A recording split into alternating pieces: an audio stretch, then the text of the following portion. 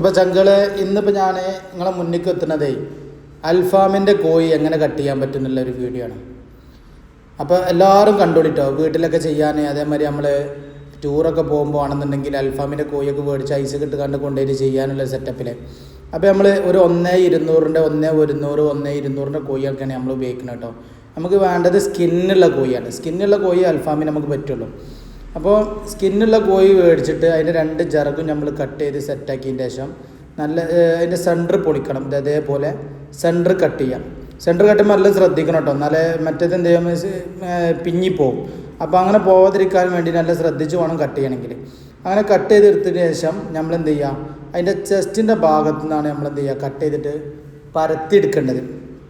നിങ്ങൾ ഇതേപോലെ പരത്തിയിട്ടിട്ട് എടുക്കണം, എന്നാലേ നമുക്ക് എന്ത് ചെയ്യുക ഉള്ളൊക്കെ വേവുള്ളൂ. മറ്റേത് അവിടെ ഒരു ചെസ്റ്റിൻ്റെ പീസ് നല്ല തുണ്ട് പീസ് അതിൻ്റെ ഉൾഭാഗത്തൊക്കെ എന്ത് ചെയ്യില്ല, വേവ് കിട്ടില്ല. മസാലയൊക്കെ പിടിക്കണം എന്നുണ്ടെങ്കിൽ ഇങ്ങനെ പരത്തണം. അപ്പോൾ അൽഫാമിൻ്റെ കോഴി കട്ട് ചെയ്യൽ എങ്ങനെയെന്നുള്ളതാണ് ഇപ്പോൾ നമ്മൾ കണ്ടുകൊണ്ടിരിക്കുന്നത് കേട്ടോ.